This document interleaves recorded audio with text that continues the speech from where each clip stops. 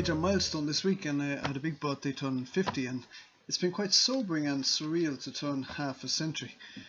It's extremely likely that I've already lived more years than I will live going forward, which is a bizarre thought, and it was equally bizarre standing in the queue for the vaccine with all the other 49 and 50-year-olds in Letterkenny on Monday.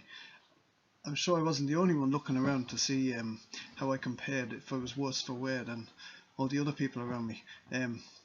I came out of the vaccine centre thinking that I was bulletproof, yet to be honest, that night I felt less like Iron Man and more like Wobbly Man.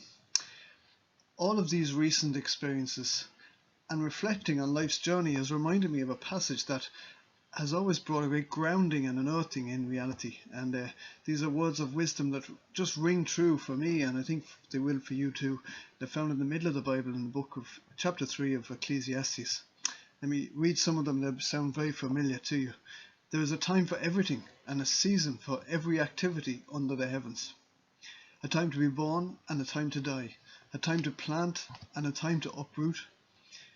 A time to kill and a time to heal. A time to tear down and a time to build. They're familiar words and words of common sense largely. Someone has called this passage the tyranny of time. And I think because there's this metronome, if you like, of a time for this and a time for that. Time marches on, doesn't it, relentlessly, almost oppressively. Most of us live as if life is never going to stop, without a glancing thought to our own demise. Maybe as the body starts to creak like mine is, it's meant to cause us to reflect like this writer. We've all had our own journey through life. We've all witnessed many things and lived through good, bad and ugly scenarios. It's hardly a surprise that the writer frames our lives between birth and death. We're stuck somewhere in the middle of the ebb and flow of life. And there's a time, he says, for everything along that journey. What is perhaps sobering and challenging is that we do not determine all the content of our lives. Many events we live through are way beyond our control, and when you get to 50, that's very clearly apparent. Perhaps this passage makes more sense now than ever after living through a pandemic for all of us. These have been times when the bookends of our lives were underlined, like with a heightened perceived risk of death. Interestingly, all the things mentioned are either one or the other, but never at the same time. For example, the birth and death. The gardener either plants or uproots, yet there is a season for both. The farmer will nurse an animal back to health before later sending that same animal to the slaughterhouse. There are times of tearing down and other times of building, times of rewriting plans and starting afresh.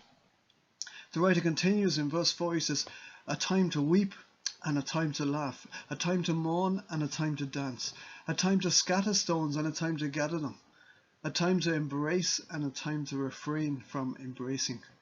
We've all been through the mill, haven't we, in this last year and a bit. There have been times of weeping, of sadness, but there will again be times of laughter and joy. There's been times of mourning. I can still recall the depth of this emotional wave of sadness almost that I felt engulfed by as a new lockdown was announced yet again. And many of you have been through far worse times of mourning, where we've even perhaps lost people. And yet soon there will be times of dancing as socializing begins again, as reunions are eventually permitted. We all know what it is like to sever social ties. Giving virtual hugs across the Wi-Fi is just not the same, is it?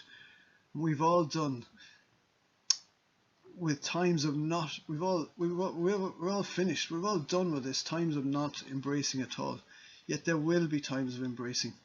We are made for social connection after all. So everything he said so far rings really true throughout this last year, I think.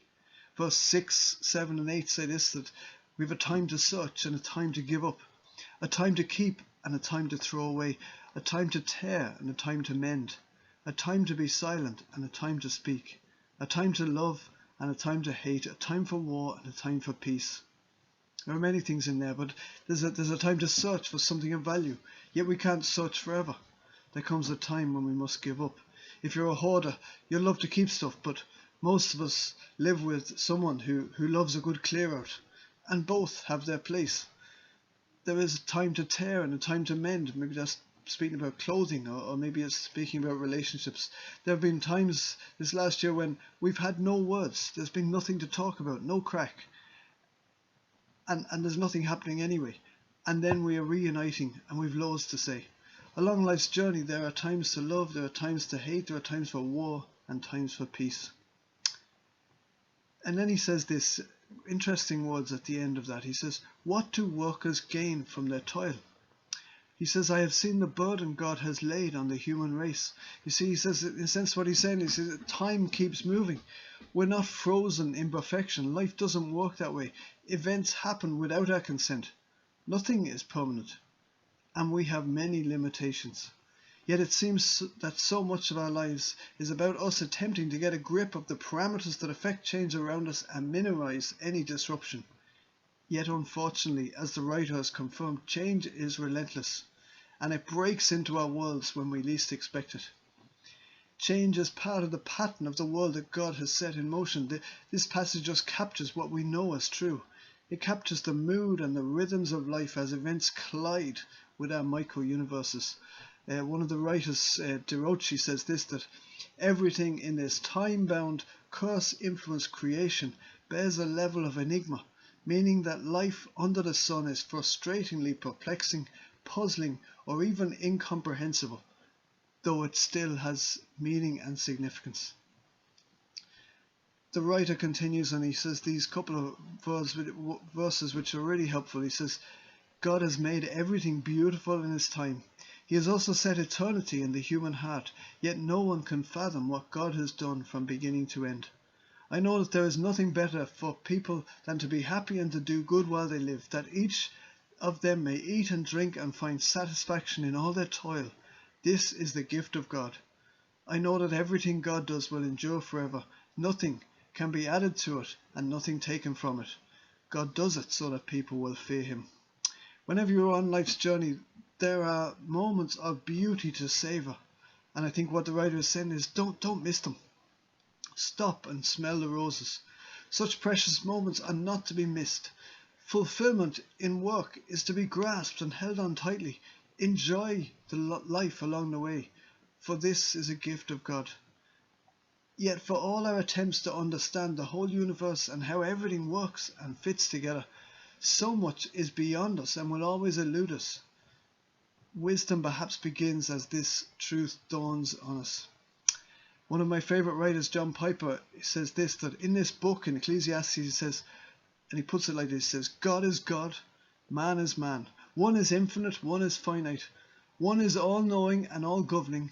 One is ignorant of millions and millions of things that God is doing at any given moment, which is why things can look so perplexing. He continues, he says, in other words, God's providence is designed not only to provide our souls with peace in God's rule and wisdom and goodness, but it's also designed to provide perplexity and humility and to point us away from ourselves to a Saviour. You see, time, and it's true, isn't it? Time is filled with flashes of clear beauty that penetrate the shadows of frustrating perplexity. It's a mouthful of a sentence, sorry about that. But perhaps the biggest lesson that time teaches us is that it's meant to stretch us, so we acknowledge our limitations and seek the help of the Creator, Lord of all. See, the Saviour entered our time-trapped earth as one of us. He struggled through the same shadowy perplexity that we do, and he died in the darkness, but he blazed brilliantly as he rose from the dead. And in so doing, he offers to the humble in heart abundant life, knowing the Master of time, who is the personification of wisdom. So why not explore further the words of this great book and gain a heart of wisdom? I'm your host, Matt Tuttleby of Bundoran Bible Reflections. Have a great week.